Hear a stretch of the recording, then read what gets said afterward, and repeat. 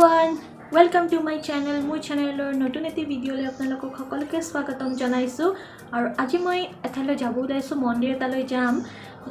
So মই আৰু মা যাম অকণমান দেখুৱাম আপোনালোকক ভিডিঅ'টোত আৰু আশা কৰোঁ ভিডিঅ'টো চাই ভাল পাব আৰু লাষ্টৰ ফালে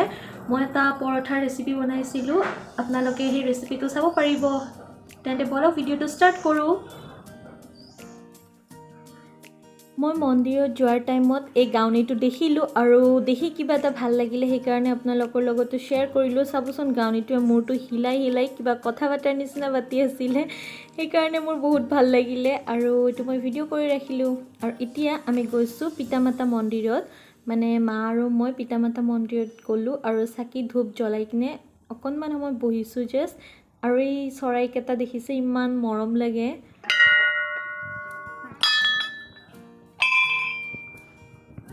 এই মন্দিৰটো খুবেই ধুনীয়া হয় আৰু আমাৰ ইয়াৰ ওচৰৰ পাজৰৰ বহুত মানুহে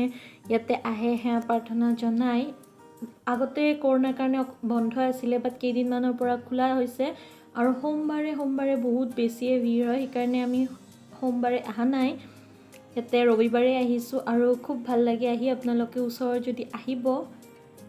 বাকি ইয়াৰ পৰিৱেশটো খুব ধুনীয়া হয় ইয়াতে বহুত ভক্তপান ৰাইজ আহে আৰু এই মন্দিৰটোত বহুতে মাহাত্য আছে আমি নিজে প্ৰমাণ পাইছোঁ আৰু এইটো পিতামাতা মন্দিৰ হয় আমাৰ ওচৰৰ মানুহে সবেই আহে ইয়াতে যদি এতিয়ালৈকে কোনোবাই ওচৰত থকা সকলে আহা নাই আহি চাব খুবেই ভাল লাগে মনটো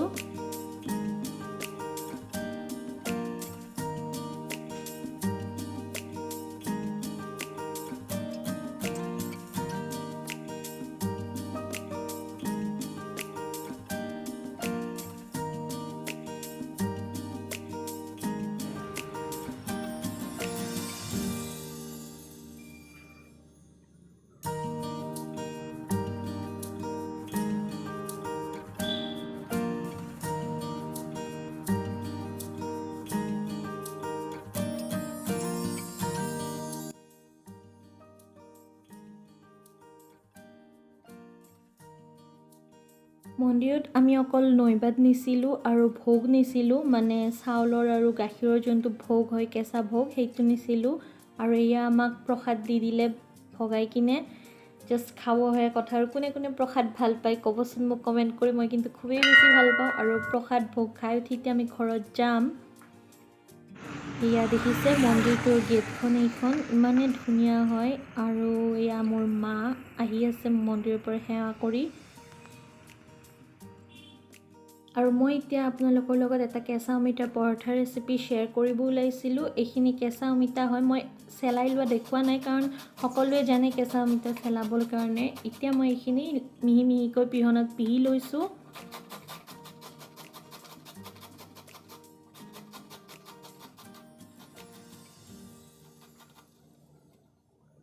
কেঁচা অমিতা আমাৰ শৰীৰৰ কাৰণে বহুতেই উপকাৰী হয় ইয়াতে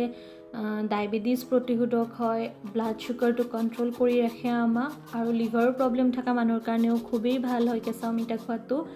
সেইকাৰণে আৰু যিসকলে পৰঠা খাব খোজে এনেকৈ পৰঠা বনাই খাব পাৰে মই মাজে সময়ে এনেকৈ বনাই থাকোঁ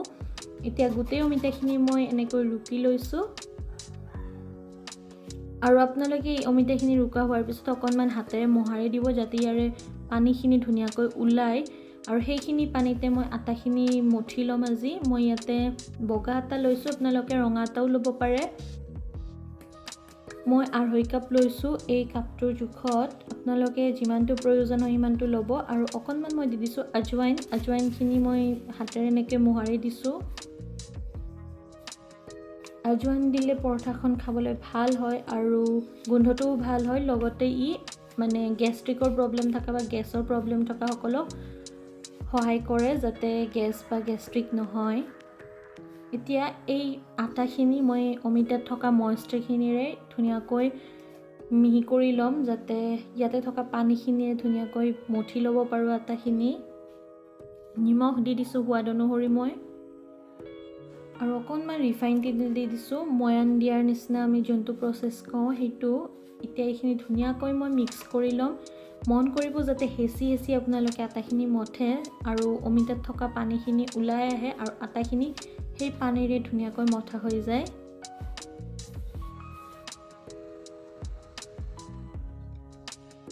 এতিয়া অকণমান মই নৰ্মেল পানী দিছোঁ, কাৰণ অমিতাত থকা পানীখিনিৰে আটাখিনি মঠা হৈছে যদিও অকণমান আৰু পানী লাগিব। একেবাৰে বেছি পানী দি নিদিব, কাৰণ অকণমান সময় আটাখিনি ছেট হ'বৰ কাৰণে ৰাখি থৈ দিওঁতে এইখিনি আকৌ বেছি ছফ্ট হ'ব, সেইকাৰণে এতিয়া অকণমান পানী দি কিনে মই এনেকৈ মঠি লৈছোঁ। আপোনালোকে নৰ্মেল পৰঠা বা ৰুটি বনালে যেনেকৈ আটাটো মঠে সেইটো হিচাপতে মঠিব, খালি অমিতাখিনি চুকি ল'ব যিহেতু পানী অকণমান কমকৈ দিব।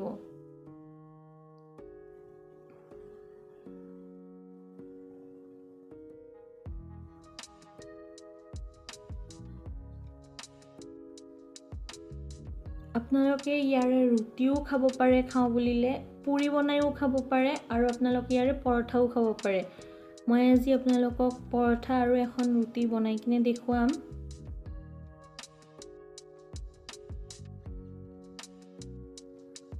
আৰু অকণমান মই লাষ্টত ৰিফাইন তেল লগাই লৈছোঁ, যাতে ছফ্ট হৈ গ'লে কাঁহীখনত লাগি নধৰে সেইকাৰণে। আৰু এনেও আপোনালোকে যেতিয়া আটা মঠে বা লুচি হওক ৰুটিৰ কাৰণে হওক যেতিয়া মঠে, মন কৰিব যাতে কাঁহীখনৰ পৰা ধুনীয়াকৈ বা পাত্ৰটোৰ পৰা ধুনীয়াকৈ এৰুৱাই আহে, সেইটোৱে পাৰফেক্ট কনচিষ্টেঞ্চি হয় আচলতে।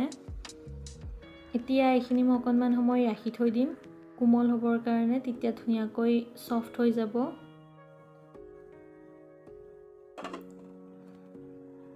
এতিয়া প্ৰায় 10 মিনিট মানে হ'ল মই এনেকৈ ৰাখি থৈ দিছিলোঁ, আৰু আটাখিনি অকণমান ছফ্ট হৈছে দেখিছে আপোনালোকে। এতিয়া ধুনীয়াকৈ মই ইয়াতে শুকান আটা অকণমান দি লৈছোঁ, মোৰ প্ৰয়োজন হৈছে কাৰণে, আপোনালোকৰ যদি প্ৰয়োজন নহয় নিদিলেও হ'ব। আৰু এইখিনি মই আকৌ অকণমান এনেকৈ মঠি লৈছোঁ, যাতে মই লাড্ডুটো ধুনীয়াকৈ বনাব পাৰোঁ ইয়াৰে পৰা ৰুটিখন বেলিবৰ কাৰণে। এতিয়া আপোনালোকে যিমানটো ডাঙৰ বনাই ৰুটিখন বা পৰঠাখনৰ চাইজটো সেইটো হিচাপত আটা অকণমানকৈ এনেকৈ লৈ ল'ব।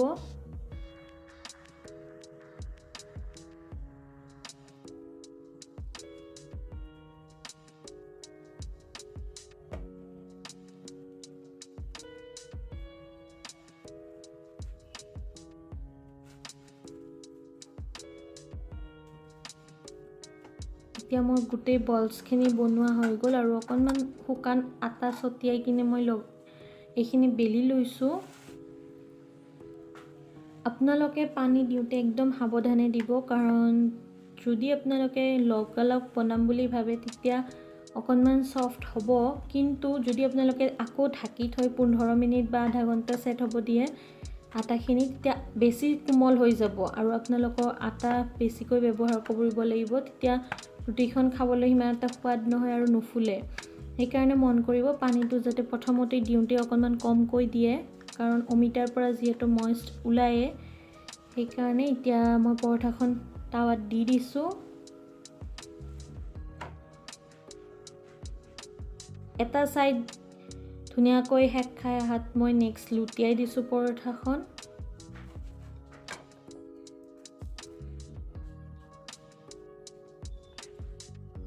আপোনালোকে ইয়াতে ঘি বা তেল যিকোনো ব্যৱহাৰ কৰিব পাৰে, আপোনালোকে যিহতে সুবিধা হয় পৰঠাখন বনাবলৈ বা খাবলৈ। এতিয়া মই ইয়াতে অকণমান ৰিফাইন তেল দিছোঁ, আপোনালোকে ইচ্ছা কৰিলে ঘিও দিব পাৰে। দেখিছে এতিয়া ধুনীয়াকৈ পৰঠাখন ফুলি আহে, আৰু এনেকৈ দুইটা ছাইড সেকি ল'ব পৰঠাখনৰ।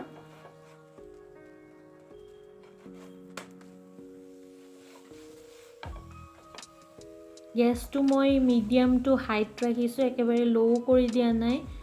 যিহেতু মই লাগি আছোঁ ৰুটিখন সেকি হেঁচি দি আছোঁ মই, সেইকাৰণে।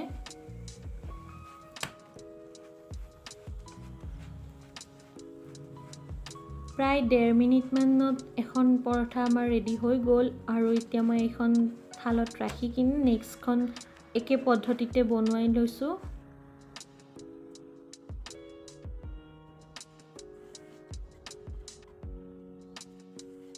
এতিয়া মই ছেকেণ্ড পৰঠাখন বেলি আছোঁ, আৰু একে পদ্ধতিত মই এইখনো এনেকৈ বনাই ল'লোঁ।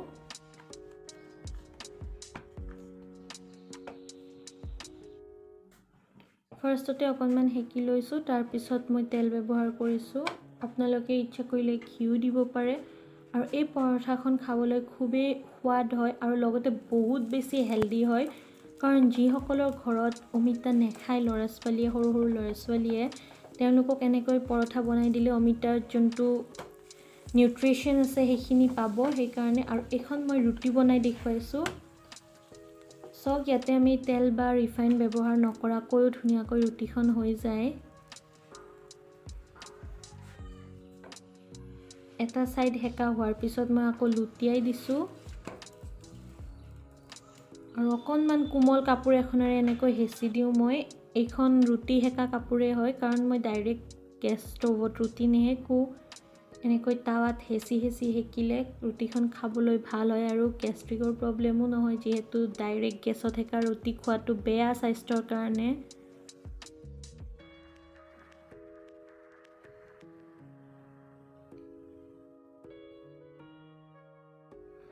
মই একেটা পদ্ধতিতে গোটেইখিনি পৰঠা বনাই ল'লোঁ আৰু দেখুৱাম এতিয়া আপোনালোকক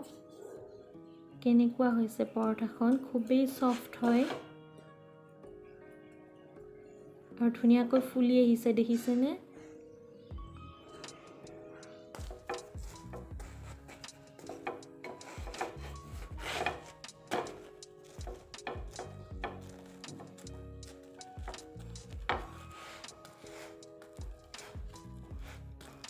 মই অকণমান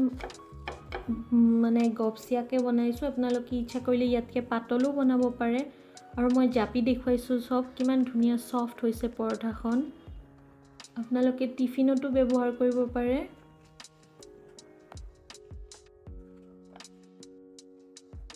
Hey guys, আশা কৰোঁ ভিডিঅ'টো চাই ভাল পালে আৰু যদি ভাল লাগিল লাইক কৰিব কমেণ্ট কৰিব আৰু ভিডিঅ'টো শ্বেয়াৰ কৰিব আৰু যদি মোৰ চেনেলটো নতুনকৈ চাই আছে তেন্তে প্লিজ চেনেলটো ছাবস্ক্ৰাইব কৰিব আজিলৈ আহোঁ তেন্তে বাই বাই